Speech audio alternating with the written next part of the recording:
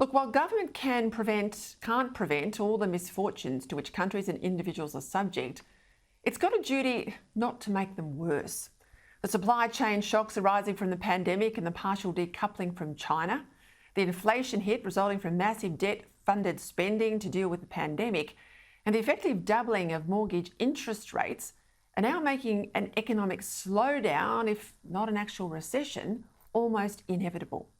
Families with a $750,000 mortgage, which is what most recent home buyers will need to buy a house in our capital cities, well, they're going to find themselves out of pocket to the tune of $20,000 a year just to keep on top of their mortgage repayments. With the typical understatement, Treasury Head Stephen Kennedy yesterday described the situation as, quote, challenging for many people. And the head of Wesfarmers, our single largest employer, with several big retail chains, well, they reckon a retail recession is already underway. And it's likely to be made worse, says Wesfarmers boss Rob Scott, by Labor's industrial relations changes. He says he's very concerned about the government's same day, same pay push, same job, same pay push that will make it much harder to employ contractors and stifle the gig economy. Then there's new tax hikes on business, such as we've seen in Victoria, the Andrews government recently increasing payroll taxes.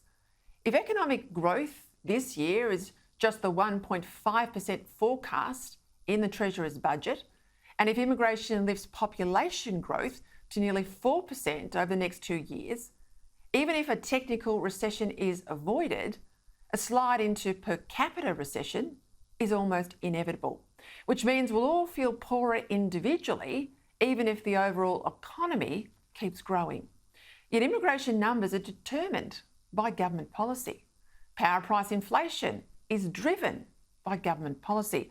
Workplace relations changes are the result of government policy.